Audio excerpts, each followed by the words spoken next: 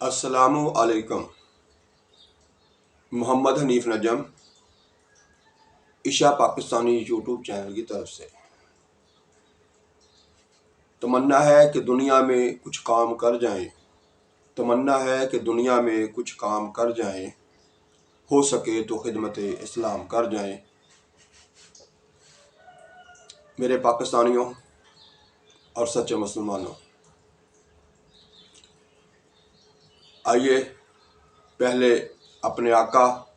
حضرت محمد صلی اللہ علیہ وآلہ وسلم پر درود شریف پڑھتے ہیں۔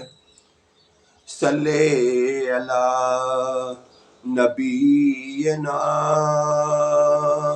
صلی علی محمد صلی علی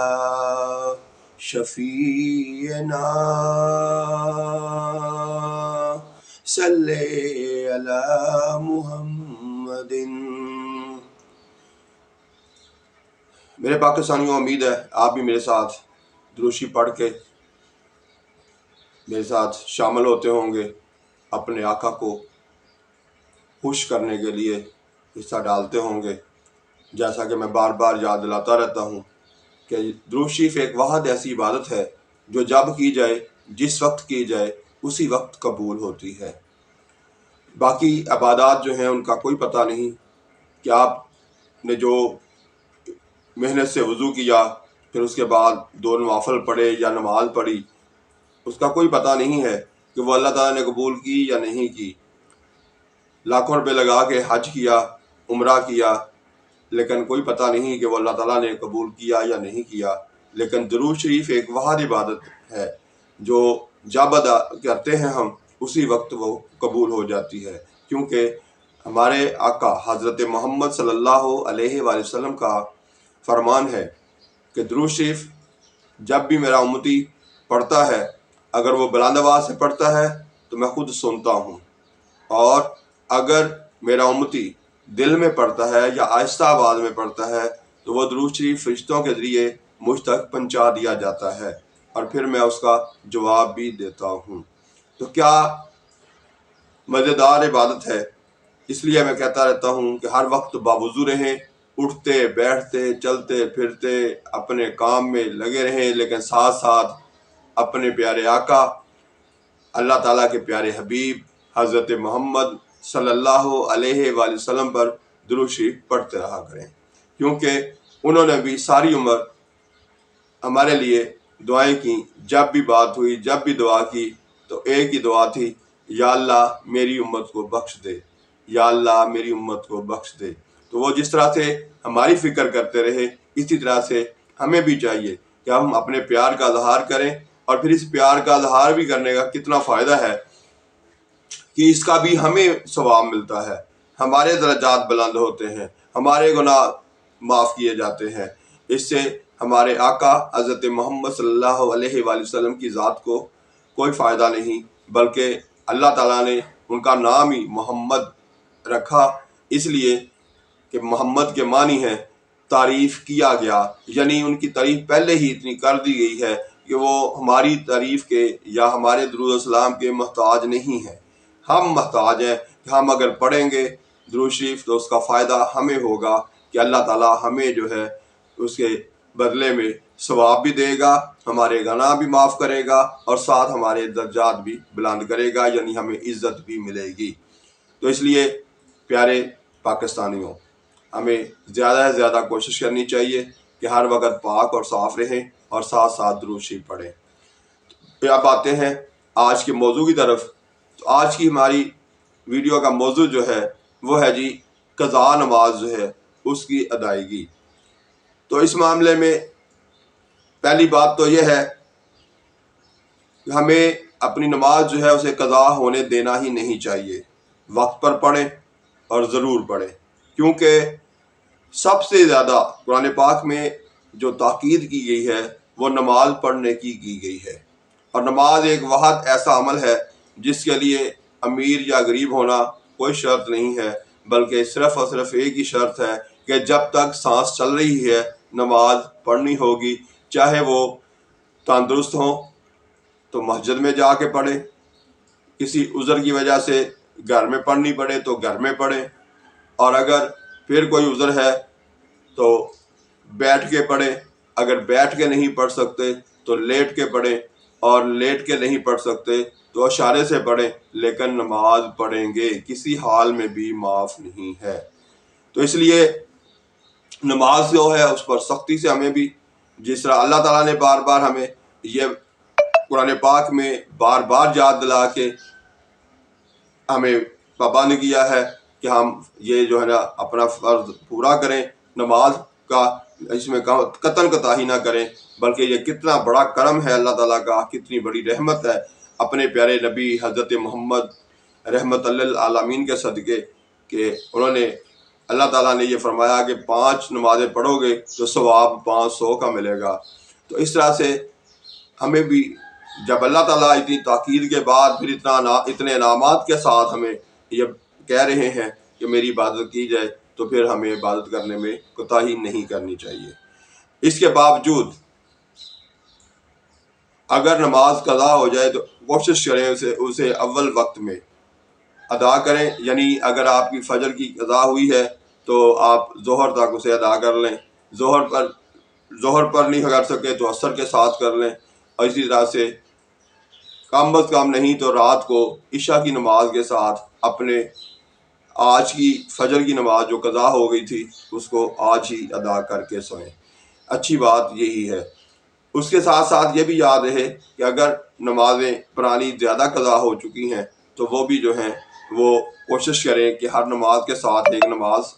قضا بھی ادا کریں، لیکن ساتھ ساتھ یہ بھی شرط ہے کہ اس طریقے سے ادا کریں کہ دوسرے لوگوں کو پتہ نہ چلنے پائے، کیونکہ اس کی تشہیر نہیں ہونی چاہیے۔ ایک تو آپ نے غلطی کی، گناہ کیا نماز نہ ادا کر کے، اور دوسرا آپ سب کے سامنے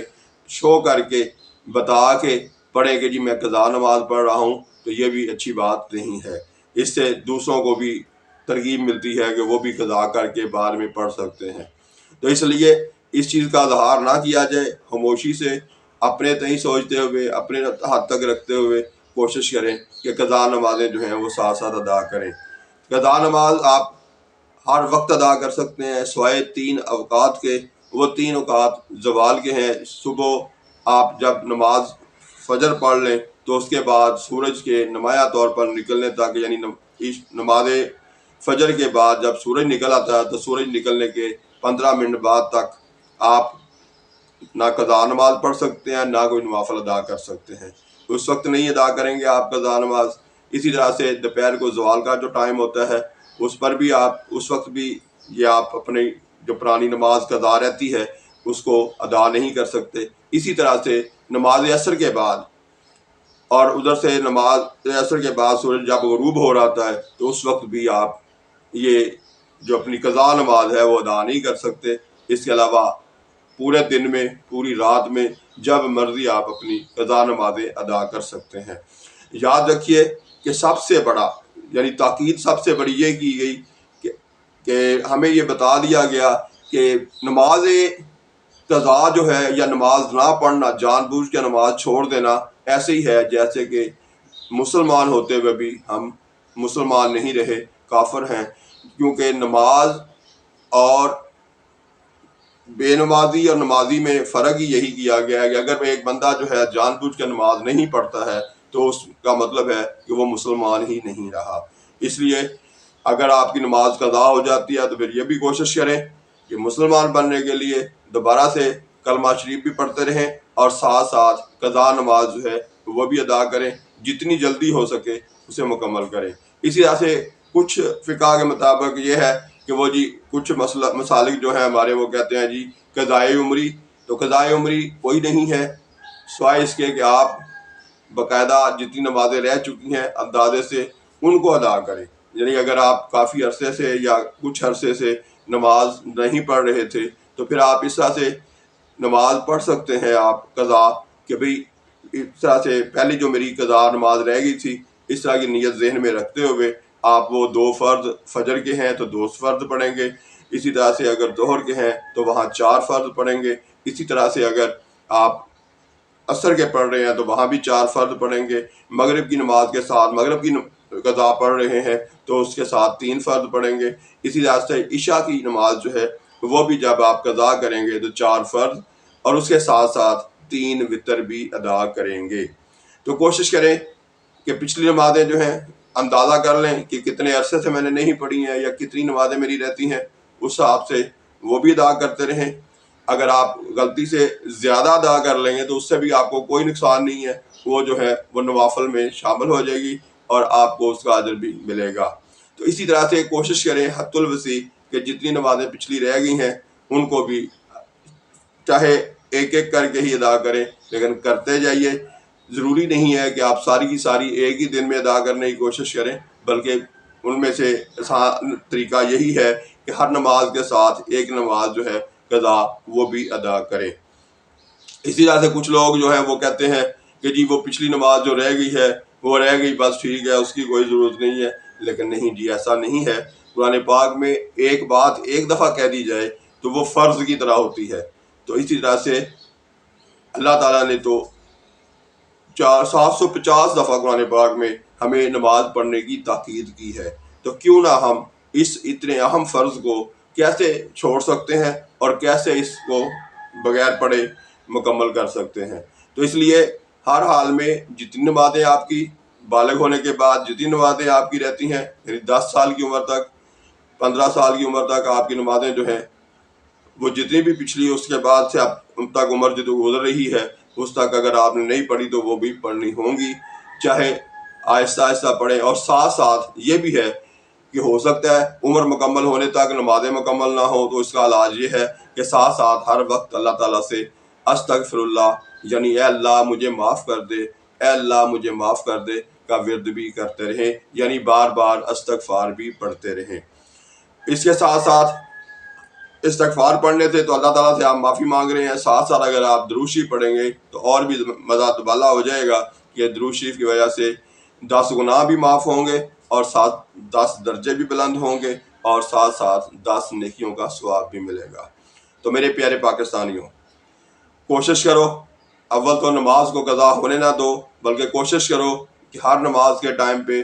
ایک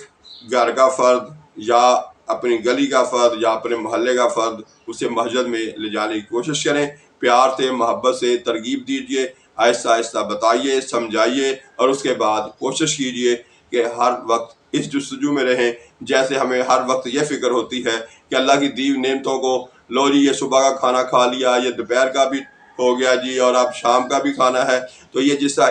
جستجو ہوتی ہے اسی طرح سے ہمیں کوشش کرنی چاہیے کہ اپنی نمازیں بھی پکی کریں اور ساتھ ساتھ دوسروں کو بھی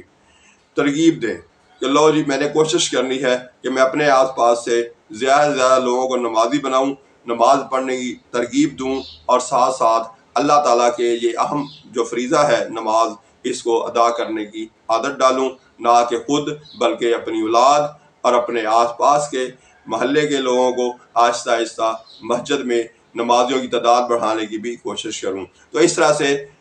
ہمیں کوشش کرنی ہے،